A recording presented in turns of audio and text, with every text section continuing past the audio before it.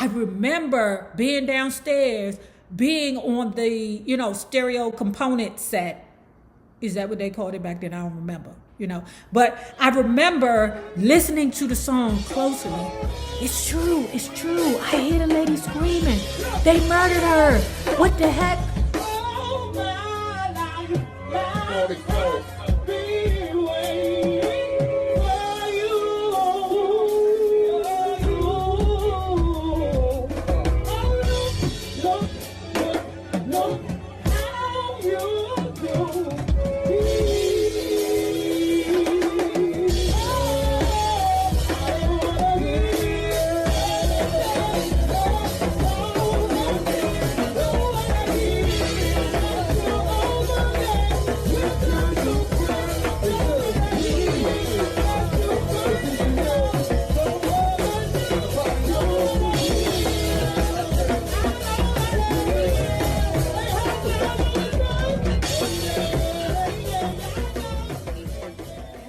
Love bugs.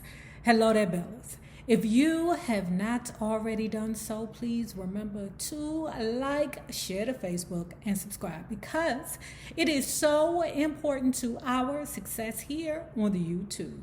And if you are not already a part of our book club, please remember to hit the Patreon link below and or the join button here on the YouTube, and for a small monthly fee of $5. You babies, yes you, can be privy to all the shenanigans before the YouTube gets it, if the YouTube gets it. Now, let's talk about TV One Unsung, the Ohio Players. So the Ohio Players started with a man named Robert Ward from Georgia. In 1959, he assembled the Ohio Untouchables, the band that consisted of Pee Wee Middlebrooks on horns, Marshall Jones, the bassist, and Clarence Satchel on saxophone. So the group cut a handful of records on the Lupine label, okay? And sometimes would be backup to Wilson Pickett. Now Bobby, i.e. Robert Ward, was nuts. Let me tell you why he was nuts. Because just while they're, on the set, gigging, grooving, vibing, this ninja would just randomly decide, I don't want to play no more. Pull the plug, let's go. What's wrong with him? Are we supposed to keep playing? What is he doing? Now the group is kind of sick of him and his menstrual cycle, okay? Because this ninja go from hot to cold, maybe to sometimes, never to always. Okay, so the group is like, I tell you what, next time he do it, let's just keep playing. Now, Marshall Jones said that him and Bobby got into a fist fight. Now, this was crazy. This was crazy to me. Marshall Jones, how you going to say that it was 3 hits? Okay, this was funny. Okay, 3 hits. This is how he described it. These is his words and not mine. I hit him. He hit me, I hit the floor. You couldn't have zhuzhed that up some kind of way. You couldn't have said something like, he swung at me, I ducked, I accidentally tripped and I fell, or something like that. You couldn't have did that. You just going to say, that nigga knocked me out? Never. You would never get N-Rob to say that she got knocked out. Now, I might say, that as, their fist was, approaching my face, I blacked out, okay? But to say that I got knocked out, never. So by 1964, the group disbanded for good, okay? Robert Ward found him a new set of backups, and the rest of the Ohio Untouchables moved on. They replaced Robert Ward with this 21-year-old guitar player named Leroy Sugarfoot Bonner. Now, Sugarfoot was the oldest of his siblings. He had dropped out of high school. Now, back in the day, that is not uncommon. A lot of times when you have the older siblings, they are expected to drop out of school in order to help take care of the rest of the family. With his inclusion into the group, he pulled them into a different direction, R&B. Okay, they was happy to have R&B because they did not want to contend with that crazy Bobby, Robert Ward. Okay, Robert Ward had the blues sector locked around there to the Ohio, so they didn't want to compete with him anyway. So in 1967, this was funny. Remember the dude who I said got knocked out earlier? He's the one that said, yeah, we wanted to be players, we wanted to be pimps, we wanted to be cool, So we became the Ohio Players. I'm I'm saying to myself, ain't you the same nigga that got knocked out in one punch? Now, in 1968, with Capitol Records, they released their first major label album, Observations in Time. It went lemonade, okay? I know you, lemonade, Nate? Yes, lemonade. Lemonade without the sugar, okay? Wasn't no silver in sight, wasn't no gold in sight. Wasn't no platinum inside, diamond inside. You know how it works. You know, you ain't making no money for me, so you gotta go. Now, that is one thing that I will always respect Barry DeGordy for, okay? Barry DeGordy's back, right? I'm talking about him. I know you're like, why are we talking about Barry DeGordy? One thing that I will always give Barry DeGordy is that they didn't just throw their people away. They did not do that. Even if the people were not having hits, 1 hit, 2 hit, maybe something here and there, they would not throw the people away. In 1970, the group got Junie Morrison. He guided them into the wonderful, magnanimous, splendiferous world of funk. Y'all know that funk music. Oh my God. So let me say this. Hold on. I'm going to, the left, but I'll be back. Okay. So y'all know my number one type of music is go-go because I am from Washington, D.C., born and raised, okay? Then it would be funk, okay? After that, it would be disco, okay? Don't fuck with me, y'all.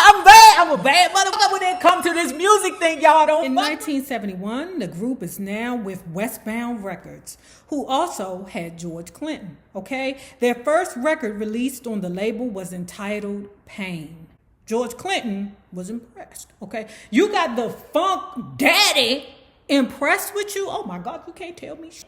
You can't tell me nothing.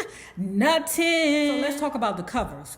They're mesmerizing to me. I'm very young, I don't understand what is going on with this woman. Is that a woman? What is going on here? Because they utilize that same, woman who had the shaved head. Her face was very ambiguous. You know what I'm saying? Kind of like a Grace Jones face, It you really can't tell what the sex is, but it's different. It's daring, it's exotic, it's sexy, And then the model girl, she looked the same way. She's still a beautiful, exotic looking woman, but she was all meek like, when I got in there and they handed me this bikini, I was like, oh no, I can't wear this bikini. I can't wear. I was like, bitch, get the hell out of your shell. You like 972 now. Stop it. This was crazy, even though I could see it being true, but she kind of knocked me out when she was like, and what's the lady's name? Her name is Pat Evans. Okay, so Pat Evans kind of knocked me out when she was like, well, it was just, the albums were selling because I was on the cover. Girl, that might be 50% true. Maybe 20. Like I said, the covers were mesmerizing, but girl, the funk. It was funkier than 9 cans of shaving powder, girl. What is you talking about? So it's 1972, all right? And the world knows their name. The Ohio Players followed their album Pain with another album called Pleasure. And then another album called Ecstasy. Ooh. Turned on. Ooh, da-dum. Hey! 1974, drummer Greg Webster had to take a health break. Okay? What is a health break? What is a health break? What did that mean? Now, the rest of the group was like, we can't sit around and wait on you because this thing is smoking. We need to replace your ass. So they replaced him with James Williams permanently. Okay? James Williams could not only just play drums, but he had a falsetto, okay? Ooh, okay? The other dude, the original drummer, was like, I couldn't sing. So they let me go. Next, the lead singer named Junie Morrison quit the group to begin his own career. Traitor.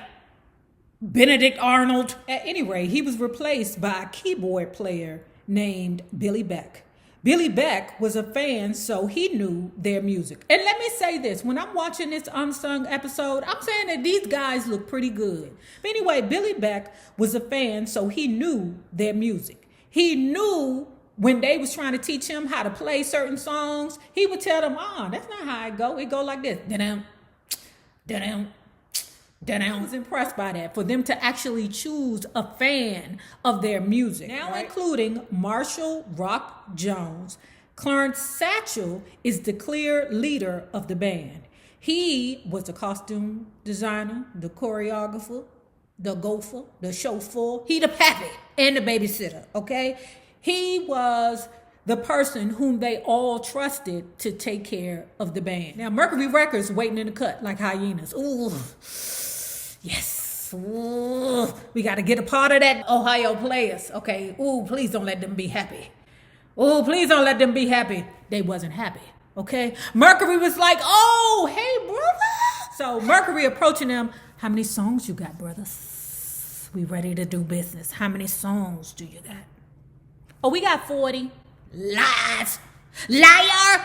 Liar. They ain't have one. So now they in a bind because they didn't already promised that they would do gigs on one side of America. Okay, and then they got these studio sessions on the other side of America. Okay, this band would travel back and forth doing gigs and vibing in the studio. The way that they made their music was they had a specific formula. So the result of their hard work going back and forth between the studio and doing gigs was Skin Tight. Oh, heaven must be like this.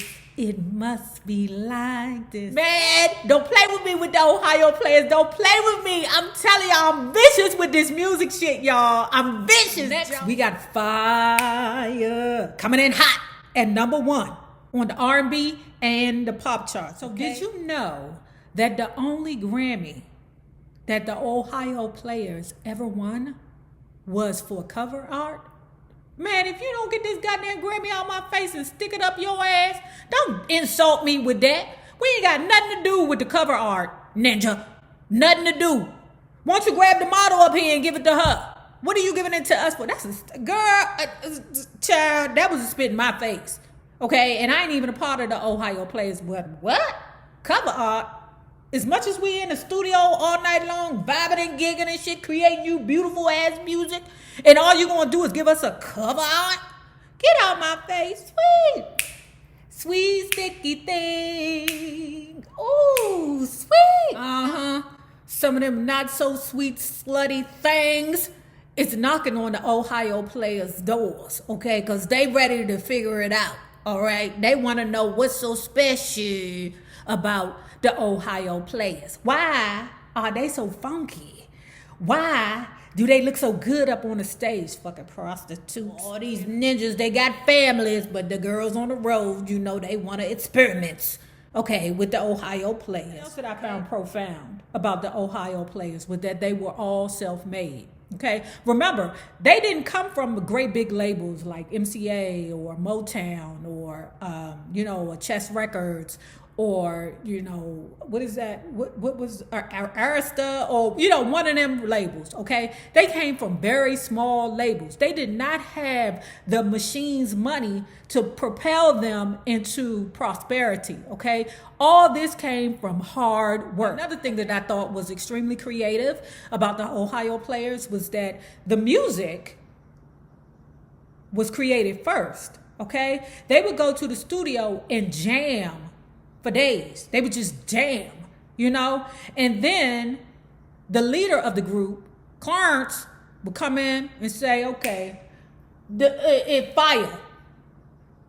The next minute they're working the music around that one word, fire. So they would play what they thought fire would feel like, okay? Profound. Then, once they get the groove down, then they will write the lyrics. Now, in 1975, the Ohio Players released the Red Hot Chili Peppers sampled Roller Coaster of Love. Okay, now let me tell you what F me up, right? So I told y'all when we lived in Michigan Park, DC, our house was the party house. Our house was the house, that threw the parties every weekend. We had a good time, right? So when you would go into our basement, it would be tons. I mean, it had to be, like, my stepfather had to have at least 1,000 minimum albums downstairs. I mean, minimum. You hear me? So that's another reason why I'm so vicious with the music. So that's one of the reasons why I know so much music beyond my years. I remember the rumor about the song Roller Coaster of Love, okay? That a woman actually was murdered in the studio because you can hear screaming, okay? And in actuality, it's just one of the Ohio players doing his version of what he thought a scream would be when you're on a scary roller coaster. Girl, that don't sound like that. I mean, not girl, but man, that don't sound like that. That sounds like somebody is trying to kill a bitch. I remember being downstairs, being on the, stereo component set. Is that what they called it back then? I don't remember, But I remember listening to the song closely. It's true. I hear the lady screaming. They murdered her. What the heck? Now, one of the Ohio players has said, listen, if any of that was true, all of us would be in jail right now, okay? But no, that was just me doing my effort to scream like I'm on a roller coaster. Girl, that sounds like a woman being murdered. I mean, sir, that sounds like a woman being murdered to me. That rumor, I remember it. Tell me, do y'all remember that the rumor was out about the song, The Roller Coaster of Love? It was a woman being murdered in the studio while they were recording. I remembered it. Had me shook. Now, Honey is now the group's second platinum album, and it's selling out stadiums. They toured excessively. Enters the burnout and the drugs, okay? Clarence's wife said she remembered that one time they're on tour. When they came back, all of them was doing the same kind of drugs, potted donut. She also said that, believe it or not, that's what the record execs gives their artists in order for them to keep producing, keep moving, keep touring and giving and gigging, and doing all the things that they need to do nonstop. I 100% believe that. I 100% believe that. Because if you're telling me that these ninjas went from doing gigs on one coast and then turning around and staying up all night on another coast to record, and they did it effectively and created a great album. Booker Sugar somewhere in the mix. 2 of the members of the Ohio players were caught with 2 to 3 or 4 ounces of Booker Sugar. Okay, it hit the newspaper. I'm sure that motherfucking Jet magazine was somewhere around prowling. Nonetheless, they didn't get locked up. Okay, so they could continue touring. All right. I'm sure they continued the Booger Sugar also. The next 2 albums, Angel and Contradiction, went top 10, including the hit song Hoochie Coo. That was their last number 1 hit. Enters the Boogeyman. What I tell y'all? Blame it on the boogie. Oh my God. Hold on. Let me take my glasses off because I got to look you ninjas in the face. Okay. So the treasurer of the group, Marshall Jones, that would be the one who got knocked out, okay, by Bobby Ward, right? The treasurer had said that he didn't know what was going on, okay? All he was told by the boogeyman was that you have income that had not been reported, okay? And now we about to hem all of y'all up on this. Marshall is saying to himself, what are you talking about? What the hell are you talking about? It seems that there were gigs that they were paid for that were not given to the rest of the band members. The dude, Clarence Satchel, the leader of the group, was the one who was pocketing that money that was not reported to the taxman, okay? The taxman was saying, oh, y'all got the money because of the fact that you guys are renting penthouses and cars and, you know, bitches and everything else. Don't forget, Clarence is married, okay? The leader of the group is married, right? And when Marshall had figured it out, he went to Clarence and said, Clarence, why didn't you talk to me about this? We could have figured it out. Clarence had said, I know, man. My bad. Look, just don't tell the other guys about what's going on. I'm going to take care of you. I'm going to buy you a house. Your family going to be taken care of. Okay? The dude, Marshall, is still torn and he's still hurt about what's going on because he looked to this cat like he was the leader of the group, like the big brother, like the pappy. I told you that nigga was the choreographer, the gopher, the babysitter, the chauffeur. He was everything to the group. And now to find out that the man that you looked up to is old dirty mother hunchy. Oh my God, that's heartbreaking. Now all the band is realizing that Clarence threw us in a goddamn trick bags. The band lost everything. Y'all, I had no idea that the Ohio players ended abruptly with nothing because Clarence pulled tricks with the boogeyman. I had no idea. You know, I'm just thinking that a lot of times what happens is, you know, with groups, once they, you know, start falling off and once they stop, you know, making #1 hits and then drugs are incorporated, that's what ends groups. You know, and then eventually down the line, they get back together, cleaner, more sober, and, you know, start touring, you know, doing their old music. That's what I thought, you know, but that didn't happen here. What broke them down was the boogeyman. These people are talking about they're on the street now. They don't have nowhere to live. They're homeless. The tax man came in and took everything from them. Y'all blame it on the boogeyman. Remember I told you that Clarence was married, okay? Oh my God. He married, okay? This ninja didn't even like separate the taxes knowing that it was some bullshit going on, okay? But because they filed jointly as a married couple, the boogeyman came after the wife, okay? Now she involved with the bullshit. Then the wife explained how the band was so pissed off with Clarence, they called him Bling. Hello, Clarence's wife. Yeah, look, this is the rest of the band. We about to get that ninja. Don't worry about it, okay? Because we're going to take care of you and make sure you're fine. But you might want to get some funeral arrangements together for this niggerus because we're going to get his ass. By 1979, everything that the band gained was taken away. They lost everything as a result of the dude Clarence Satchel, the leader of the group, gooping the children. Now, this is funny. The wife said that she didn't know anything about what was going on with the money. All she knew was that the money that was coming home to her, you know, was from the gigs and, you know, her husband being a part of the group. She didn't know anything about any checks that were written. She divorced him because she was certain that the reason why he was writing them bad checks was to take care of the bitches, okay? I mean, well, if you're going to divorce a man, that's a reason too. But nonetheless, he eventually served federal time, okay? Unfortunately, it's only one guy, I forget his name, who is, or at the time of the unsung episode, is touring, okay? That's the one who had 2 strokes. It left a nasty taste in their mouth. And I don't blame him. You know, I really don't blame him. This nigga threw us in a trick bag. Their feelings should be hurt and their heart should be broken.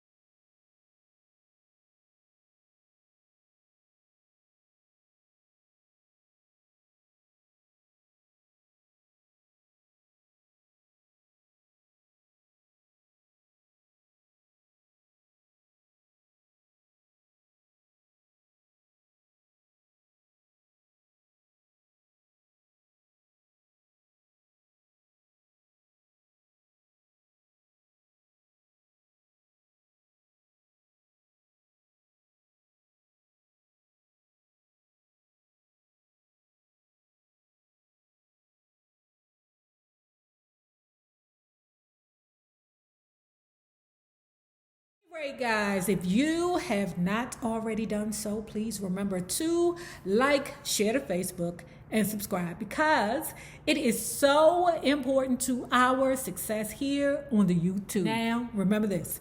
The same people that you meet on the way up will always be the same people that you meet on the way down. Naysayers, my patron loves, my bellas, my love bugs, be safe. Get vaccinated.